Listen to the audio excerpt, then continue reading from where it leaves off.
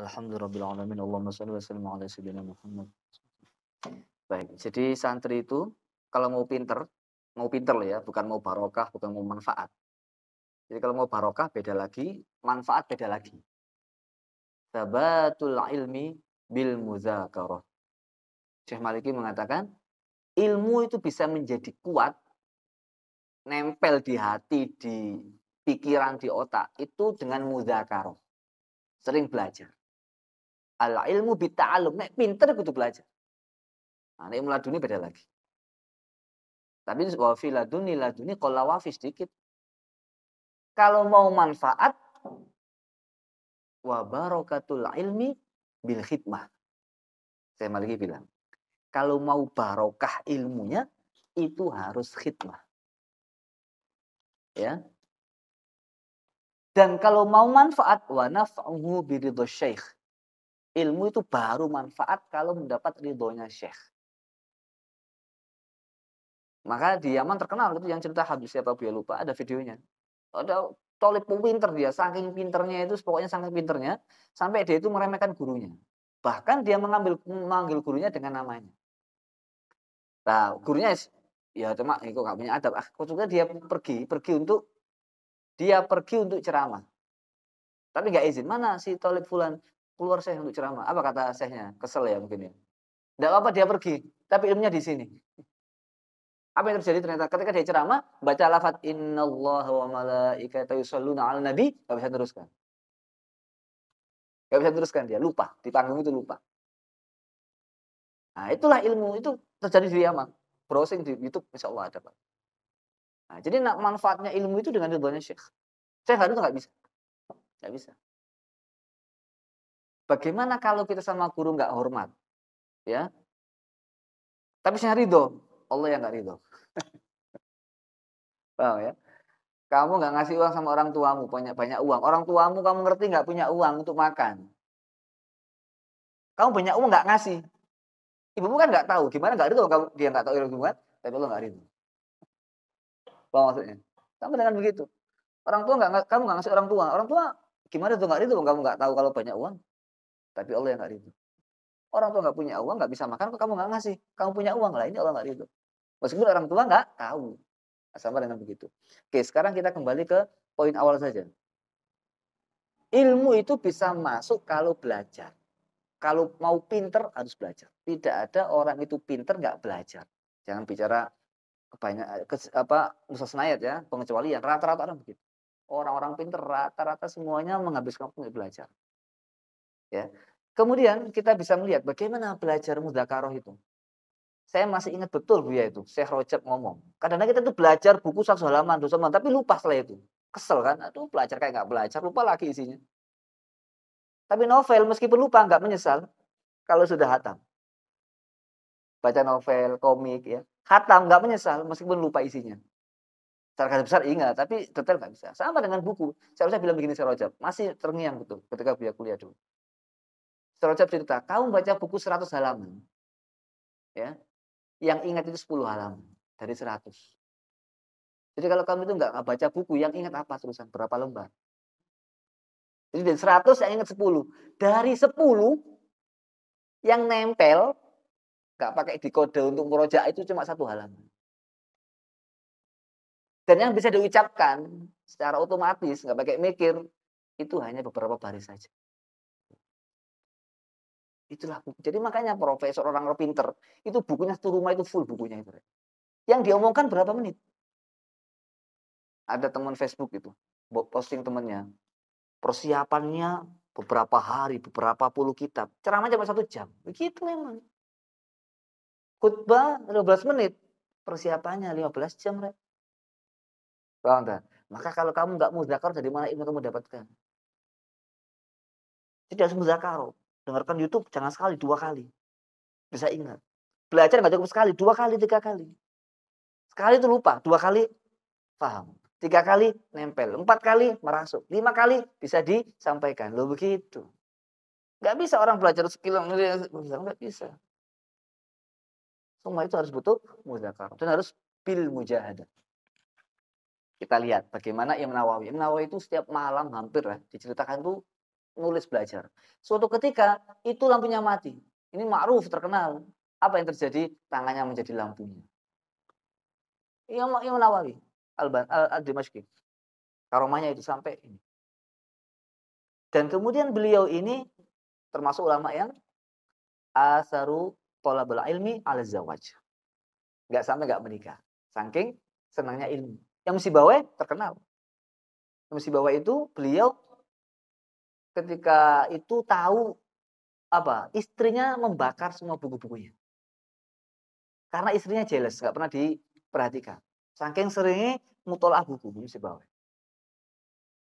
Begitu tahu mana buku saya bakar, langsung pingsan saya Musibawaih. Habis pingsan, sadar langsung diceraikan istrinya. Yang Musibawaih. Dan masih banyak ulama-ulama yang lain seperti itu. Gurunya Buya namanya Syekh Sa'al. Beliau ini dokter gigi. Tapi riyadhahnya Masya Allah. Majma' Zawaid 16 jilid itu hatam dibaca. Sama sang santri yang mau. Gini hatam. Beliau punya tulisan Sahih Bukhari Muslim itu 700 hadis. Terus beliau Masya Allah sampai usul dibaca hatam. Dokter gigi ya beliau. Beliau itu cerita ulama-ulama kalau lagi asik belajar itu sampai nggak sadar sudah makan atau belum. Suatu ketika itu ada seorang yang lagi belajar sama istrinya, Mas makan. Ya nanti, Mas makan nanti. Saking asiknya belajar. Sampai istrinya nggak kanti ya, nggak sabar disuapin. Mas makan. Anak kecil kalau nggak mau makan suruh HP kan makan mau. Gitu. Karena asik main HP dia.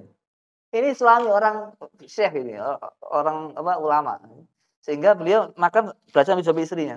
Setelah semua selesai belajar, beliau selesai mutolaah, mudzakarahnya selesai. Ya istriku gimana makan? Loh, tadi kan sudah makan kapan? Tadi saya suapin, lupa. Kalau kita baru 10 menit go food. Baru setengah jam wis kukur-kukur mana kafe mana. Nah, ini kita gimana mau belajar? Lupa makan ini. Nah, itulah ulama-ulama dulu. Coba, dalam kitab ini, dalam kitab Al-Mawa'id Al-Jaliyah itu disebutkan. Ini dari beliau yang menceritakan Al-Habib Ali bin Muhammad Al-Habsyi. Beliau mengatakan, wa ana kuntu ayyam istihadi. Dulu ketika waktu saya serius-seriusnya, lagi mujahadahnya, istihad saya, di Makkah ketika utali'u ana wa akhi Husain wa Alawi as-Sagaf al-laila kullahu fil mahalli. Jadi beliau itu semalam full mutolaah mudzakarah buku al-mahalli. Semalam full kullu mutolaah dengan saudaranya Husain sama Alawi as-Sagaf. Wa nuhadiru 12 syarhan al-minhaj. Dan kami enggak hanya belajar kami mentaklik, mensyarahi kitab minhaj. 12 syarah dari otak kita. Loh, ini ulama semalam full belajar. Kita semalam full YouTube-an. Ya kan enggak apa-apa nek YouTube-ane para kiai-kiai kan gitu ya. Jadi luar biasa ulama-ulama itu. Sampai ada dalam kitab Al-Manhaj As-Sawi. Itu disebutkan. Ada ulama itu namanya Syekh Muhammad bin Alawi bin Ahmad. Beliau mengatakan, beliau ini mutolaah mudzakarah pada malam hari. Yutali'u qira'atahu fil lail. Saking asiknya belajar fayastaghriqu ba'dahu aw jullahu aw rubama kullahu. Jadi semalam suntuk itu belajar. Kalau enggak separuhnya sebagian besar atau seluruh malam untuk belajar. Apa yang menariknya? Wa hukiya anna yahtaraqa alaihi bisiraj 13 imamatan. Saking enggak sadar sampai terbakar 13 sorbannya. Kok bisa terbakar? Ya dulu kan ada perapian. Di sini masih ada rumah yang ada apinya. Jadi sorbannya banyak, kebakar baru sadar kalau sudah habis 13 sorban. Saking asiknya belajar. Oh, sudah istighraq. Apa istighraq? Sudah hanya di dalamnya. Nah, ini cara ulama belajar. Seperti kalian gitulah. Kalau istighraq sampai Quran jatuh, sampai enggak kuat nahan kepala. Kopiah jatuh, sembarangnya jatuh kabeh. Ya kan? Itu istighraq sudah. Saya takut itu banyak istighraqnya kan? Menariknya itu enggak sadar sih bunyi sendiri tuh mulutnya gitu, kesasar kan itu. Itu biasa itu. Jadi biasa kalian begini. Jangan khawatir. Jangan merasa kok hidup susah. Enggak susah, nikmati prosesnya. Gimana menikmati hasil kamu enggak pernah menikmati proses? Gimana kamu mau menikmati istirahat kalau kamu belum bekerja? Tidur tuh nikmat kalau capek. Duduk di kursi sore-sore sambil teh atau kopi, nasi goreng atau pisang goreng itu nikmat kalau habis kerja payah, capek. Kalau pagi sampai sore duduk kopi pisang goreng, asam urat. Iya apa tidak, Rek? Hasil nggak bisa dinikmati tanpa proses yang panjang. Orang punya banyak uang, nggak pekerja itu nggak menikmati uangnya, menghambur-hamburkan uangnya menjadi bencana itu. Ya kan? Beli Apple, iPhone, HP, nggak bagus, marang, lemot, dibanting di palu itu. Dia nggak menikmati proses mencari HP itu nggak mudah. Beli HP itu nggak mudah. Iya apa tidak itu? Banyak orang menghamburkan uang karena dia mendapatkan terlalu mudah dia. Ya, murah banget. Akhirnya sampai ke penjara yang murah. Wow, ya kan? Mudah banget juga merasakan penderitaan juga. Dunia itu nggak ada yang 100% pure enak, nggak ada. Tak sunatullah itu. Sunatullah. Kamu nggak belajar. Kenapa belajar nggak enak? Nggak belajar. Apa bodoh itu enak? Saya nggak suka tahfidz, nggak enak. Capek. Apa kamu ini jadi orang nggak bisa baca Quran, nggak hafal Quran? Apa nikmat? Apa kamu merasa nyaman? Quran 30 juz nggak kamu hafalkan? Hanya kamu buat mahar nikah aja. Lalu jadi pajangan. Lalu jadi hiasan. Lalu jadi cerita-cerita saja. Hidup itu nggak ada yang enak, pure. Jangan cari kenikmatan, nggak akan nemu kamu. Nggak akan nemu. Cari kebaikan, kenikmatan datang. Cari akhirat, dunia ikut. Cari dunia, belum tentu dapat, capek iya. Akhirat hilang. Nauzubillah. Ya, yang serius. Boleh sekarang gaspol. Nanti malam jangan tidur semua. Subuh yang tidur. Ya sama aja. Lah, ternyata apa? Cara supaya bisa belajar yang apa? Kuat ya. Itu tidak bisa kalau tidak diawali dengan himmah yang tinggi. Kamu belajar siang malam itu himmahmu apa? Niatmu itu apa? Masuk moro-moro belajar, kenapa belajar? Gak mungkin. Kenapa aku boleh hafal Quran dibanding nganggur? Gak bisa begitu. Harus punya himmah. Himmah yang tinggi. Saya mau khatamkan semua buku-buku ilmiah. Saya mau debat dengan orang-orang yang mengatakan apa tidak moderat itu, yang mengatakan garis keras itu. Saya akan hadapi semua dalilnya. Saya bantah semuanya. Oh, semua dalil dihafalkan. Orang-orang yang anti NKRI, yang nggak mau moderat, yang selalu ekstrim, yang suka bunuh orang hanya gara-gara nggak sholat subuh misalkan. Ya kan? Saya mau lawan, saya bantah. Apa maksudnya? Oleh karena itu harus punya himmah. Himmahmu itu apa, Re? Kalau himmahmu hafalin Quran sekedar dapat sanad, selesai. Kalau himmahmu deres hanya lancar, selancar selesai. Himmahmu kuliah supaya dapat satu saja selesai. Himmahmu mujahadah supaya dapat cantik selesai. Maka himmah harus tinggi, himmah harus notok mentok. Idza sa'altumullaha fas'alu al-firdaus al-a'la. Surga udah sing emperan, a'la firdaus. Ngono surga kok emper-emperan, jangan. Idza sa'altumullaha fas'alu al-firdaus al-a'la. Ya itu Rasulullah, Rek. Riwayat Ka'ab al-Aslami. Kita harus tinggi cita-cita itu. Saya besok siap ceramah di televisi, di radio, siap ceramah dimanapun saja, menghadapi orang-orang top saya siap, menghadapi presiden, menghadapi menteri saya ceramah siap. Oh, akhirnya sekarang browsingnya YouTube ceramah atau harus punya himmah. Saya harus datang kita fikih 4 mazhab. Gitu. Saya harus bisa bahasa Arab, harus bisa Al-Quran. Harus ada himmah yang tinggi. Saya harus jadi profesor, saya harus dokter, saya harus jadi rektor, saya harus punya kampus, saya punya pondok. Itu himmah. Saya harus jadi orang soleh. Saya nggak mau satupun detik waktu sia-sia tidak ingat Allah. Itu himmah itu. Saya nggak mau lisan saya nganggur, harus fungsi. Sholawat. Kalau capek lesan hati saya yang gerak. Begitu. Jangan sampai tangan saya nganggur, harus ada mainannya. Apa mainannya? Tasbih. Tangan kok nganggur eman-eman. Paham tak? Jadi kita harus punya himmah yang tinggi. Saya nggak mau mata saya lihat yang haram, harus halal semua yang saya lihat. Oh, himmah itu. Saya harus khatam semua buku. Saya harus paham semua buku. Saya harus hafal minimal arti Al-Quran. Gitu. Himmah tinggi. Semua ayat harus saya hafal. Minimal kalau sekali 1-2. Paham tak? Harus tinggi himmah. Cita-cita yang tinggi. Dari presiden ke preset menteri. Kalau cita-cita itu polisi, kepreset, hansip. Yang tinggi cita-cita. Paham saya kira? Cita-cita itu penting. Apa dalilnya? Dalilnya tadi Rasulullah. Yang kedua dalilnya. Dalilnya itu dari apa? Dari banyak riwayat ulama-ulama kita. Contohnya misalkan Syekh Mustafa Lutfi Al-Manfaluti. Angkat jenenge. Dia ngerti bukunya, dia apal gampang. Kalau nggak pernah dengar sulit. Syekh Mustafa Lutfi Al-Manfaluti. Dia punya bukunya. Sepertinya dapat hadiah dulu. Di rumah itu ada.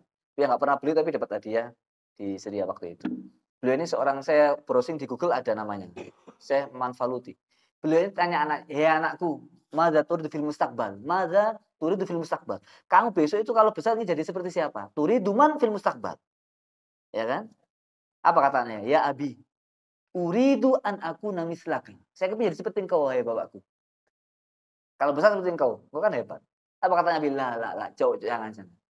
Jangan seperti aku kalau besar. Salah. Gimana Bi? Kata beliau gini, ana fi shaghir, saya ketika kecil, uridu an akuna misal Ali bin Abi Thalib. Gitu. Saya masih kecil bin Abi Thalib. Dan sekarang wal farqu baini wa bainaka sayakunu misal farqi baini wa bain Ali bin Abi Thalib. Jadi kalau kamu seperti bapakmu iki nak, nanti hasilnya seperti antara aku dan Ali bin Abi Thalib gitu. Jarak aku ayahmu ini dengan Ali bin Abi Thalib itu kayak apa jaraknya? Ya jauh sekali kan? Nah kalau kamu aja seperti ayahmu ini jadi apa nanti kamu itu? Apa maksudnya? Yang tinggi, yang mentok gitu. Jangan enteng-enteng, langsung full. Gaspol. Itu cita-cita. Makanya citanya jangan polisi. Ya kan? Jenderal TNI-nya. Kepreset tukang nyapu. Tukang nyapu kemeja jenderal kan gitu. Paham kan? Yang tinggi cita-cita itu. Kepreset itu DE. Cita-cita jadi kiai kepreset Gus. Nah gitu. Paham kan? Gitu ya, mantu cita-cita. Tapi nek saya kiai ini ojo Gus. Ya. Jadi cita-cita namanya, Rek. Apa yang kedua? Kita ingat, Rek. Bagaimana siapa? Guru spiritualnya Syekh Salahuddin Al-Ayyubi siapa? Syekh Nuruddin Mahmud Zanki. Ini orang Halab. Beliau itu ketika masih hidup itu buat mimbar. Mimbar yang sangat abalagho fi tahsini. Balagho fi tahsini. Jadi sangat dibuat untuk yang bagus, yang mewah. Syekh, ini untuk apa engkau membuat mimbar kok bagus gini, Syekh? Apa? Hadza amilnahu, perbuatan ini liyun soba fi Baitul Maqdis. Ini tujuan saya buat mimbar yang istimewa untuk taruh di Baitul Maqdis. Sedangkan waktu itu masih dalam jajahan orang Eropa itu. Ternyata apa? Allah wujudkan di tangan siapa? Di tangan muridnya Syekh Salahuddin Al-Ayyubi. Lu muridnya yang meneruskan. Kamu juga gitu menjadi kiai, jatah wiridan. Kamu gak jadi kayak anakmu besok kayak hebat. Loh. Jangan khawatir, pasti itu. Yang penting ada usaha. Himmah harus tinggi. Kita ingat terkenal Tariq bin Ziyad gimana membakar semangat pasukannya. Dibakar perahunya itu. Al-bahru wara'akum. Di belakang itu hanya ada lautan. Wal adu amamakum, musuh di depan. Kamu gak punya pilihan ilal fauz aul maut. Kalau nggak berhasil mati, wis mati. Karena harapan ngelemput. Tahu ngelemput nggak ngerti ya? Nggak ada harapan untuk ke belakang itu nggak ada. Kalau nggak mati ya menang, nggak bisa lari. Hanya ada satu pilihan, melawan musuh. Siapa bisa menaklukkan lautan dengan renang? Nggak bisa. Meskipun juara renang nggak bisa, nggak tahan. Nggak ada kehidupan di situ. Dibakar itu perahunya. Supaya apa? Himmahnya tinggi semangat. Kamu bakar itu kenikmatan dunia. Bakar semua kenikmatan fasilitas itu, bakar semuanya. Hanya ada satu. Kalau nggak berhasil hafal Quran, nggak pulang. Nggak hafal Quran, nggak nikah. Gitu, Re. Apa nikmatnya nikah kalau nggak hafal Quran? Apa hiasannya hidup? Berantem sama istri, kemana? Kan? Berantem sama istri, ada Quran, hiburan kita. Kan gitu. Habis baca Quran, istrinya langsung datang kemarin. Datang sendiri. Kamu nggak usah ngerayu, dia yang ngerayu kamu nanti. Tapi siapkan dompet. Jangan datang toh ya. Harus ada umpannya. Jadi uang 100-an taruh di sini satu-satu. Nanti dia ngambil. Ini kok urus ini kamarnya kan gitu. Nanti pasti datang gitu. Caranya gitu, uang diserahkan gitu ya. Bersihkan ambil aja kotorannya. Insya Allah. Maka dari itu kalian itu beliau ada yang mengatakan gini, Rek. Jadi Umar radhiyallahu anhu mengatakan, la tusaghiranna himmatuk. Jangan sampai kamu itu memandang rendah himmahmu. Karena saya tidak melihat fa inni lam ara aq'ada dirrajuli min suquti himmatihi. Orang yang paling gagal pemuda itu orang yang enggak punya himmah. Uripe enggak jelas tolak. Sapa jare kehidupan ngalir enggak bisa. Itu sudah gagal dari awal. K.L. Yafi saya masih ingat. Mengatakan kita boleh kehilangan segalanya. Asal jangan hilang harapan. Kamu harus punya harapan jadi orang hebat. Punya harapan jadi orang pintar. Punya harapan jadi penulis, jadi guru, dosen, profesor. Ceramah di hadapan 10.000 orang. Tidak apa-apa. Kenyataannya cuma 10 nggak apa-apa. Tapi sudah punya apa yang saya siap ceramah di hadapan 100.000 orang. Ngono ya. Ternyata Allah ganti di YouTube. Gitu. Oh, yang penting kan sama-sama ceramahnya kan. Itu himmah, Rek. Himmah. Kalau kamu punya himmah, apa yang kamu harapan untuk apa di dunia kalau nggak punya himmah? Paham ya? Sedikit lagi. Maka di sini ada sebutan Nabi itu dalam syairnya terkenal, ala qadri ahlil azmi ta'ti al-azaim. Azimah, azaim itu datang sesuai dengan kekuatan orang yang punya himmah. Semakin tinggi himmahmu, semakin kuat daya gerakmu. Wa ta'ti ala qadril kirami al-makarim. Kemuliaan datang sesuai dengan kemuliaan yang kamu dapatkan, yang kamu usahakan. Mau mulia, apa kemuliaan yang kamu dapatkan? Yang kamu persembahkan. Maka orang yang hebat itu ciri-cirinya gini. Orang hebat itu ciri gini, orang hebat. Sama orang gak hebat. Orang hebat, orang besar. Itu membuat kecil masalah yang besar. Dan orang gagal. Membesarkan masalah kecil. Gak enak, ngaji setengah jam tapi capek. Setengah jam dibuat masalah sama dia. Gak wiritan dibuat masalah. Wiritan setengah jam, aduh wiritan gak enak, capek, macam-macam. Hal yang kecil dibuat besar. Ada tugas buat makalah 20 halaman, 20 halaman. Bingung dia. Aduh, satu aja sulit. Kalau orang hebat, 20 halaman, sehari selesai. Satu halaman 10 menit. Atau satu halaman 1 jam, selesai itu. Enteng. Ini orang besar. Hafalkan Quran. Oh, enteng 300 halaman. Satu hari 1 halaman, setahun khatam. Usia kita masih 30 tahun, banyak sisanya. Orang yang himanya kecil, 30 halaman. Gimana ngafalinnya, Rek? Bingung dia. Ini orang himahnya rendah ini. Dia kerdil himahnya. Usahanya kerdil, pikirannya kerdil. Saya jalan, 300 halaman harus hafal. Enteng itu, Allah mudahkan. Loh, gitu. Wiritan hadatnya 1 menit, selesai itu. Latih 10 menit selesai. Belajar setengah jam selesai. Enteng itu. Tahajud, 2 rakaat, Allahu Akbar, selesai. Orang besar. Orang kecil, tahajud, Masya Allah, capek. Nah, jadi kalau kamu orang hebat, membuat hal yang kecil, hal yang besar, kecil. Orang kecil, gede jadi, kecil jadi besar. Jangan memasalahkan hal yang kecil-kecil. Enteng itu, nggak ada nasi, gampang. Kan kebuya jadi kan. Mondok nggak enak kalau kasur ya, enteng nggak ada karpet. Kan begitu. Antri kan masih bisa ditunggu, kan tidak ada airnya. Sampai ada santri itu kalau ke kamar mandi pakai naik lem, angkot. Ada pondok begitu. Dulu Buya malah sering nggak ada air di suci itu. Jadi dulu kan masih banyak kebun, ya, kebun gitu, pojok-pojok gitu. Dulu Buya. Makan kan antrian kan bawa piring sendiri. Kita nggak bawa piring, pakai cebok kita makannya. Habis cebok, habis selesai makan dibuat mandi itu biasa kita nggak nolongso biasa aja. Ya masih ada sekarang gitu. Zaman Ibu ya gitu. Air putih itu 1 drum gini. 1 drum saja diminum 1 pondok. Jadi yang terakhir sudah nggak air putih lagi, jus nasi. Di bawah itu sudah sup nasi. Kan ada es sup buah, ini kan es sup buah. Nasi itu rasanya kayak nasi itu airnya. Enggak ada masalah kita makan nyebu 1 air hangat gitu 1 drum, 1 santri nyebu semuanya di situ. Enggak di keran, enggak dicebok begini. Mungkin tangannya juga nyemplung. Enggak ada masalah, sehat walafiat kan. Enteng itu, yang penting bisa belajar. Kenapa kita susah payah begitu hidup susah? Antri mandinya nggak ada air. Kita nggak boyong. Kenapa? Enteng itu. Yang penting kita bisa belajar. Kalau bodoh, aman obatnya. Siapa yang bisa jual obat bodoh? Nggak ada. Obatnya bodoh itu nggak ada obatnya kecuali diri kita sendiri berjuang.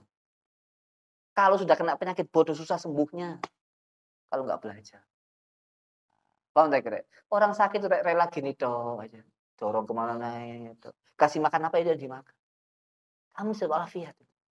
Obati kebodohan kita dengan mujahadah. Manjada, wajada.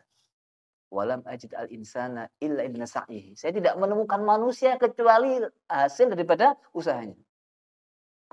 Faman kana as'akana bil majdi ajdaro. Siapa yang paling kuat usahanya, dia paling sukses. Bisa? Jadi ingat-ingat terakhir, katanya gini, terakhir. Syekh Muhammad Shadiq Arifai mengatakan begini. Syekh Muhammad Shadiq, Syekh Mustafa Shadiq Rafi'i. Idza lam tazid 'ala dunya, illam tazid 'ala dunya fa anta zaidun 'ala dunya. Kalau kamu nggak bisa ngasih kontribusi di dunia, kamu menjadi sampah beban di dunia. Ingat itu. Keberanian di dunia itu hanya ngebeng inggonai. Nyempeki, menyusahkan pendataan penduduk itu, sensus. Datang kalau input-input itu nggak berguna. Paham tak kira? Jadi kamu harus punya kontribusi nyata di dunia. Kalau kamu nggak punya kontribusi, kamu menjadi beban di dunia. Wallahualam bishawab.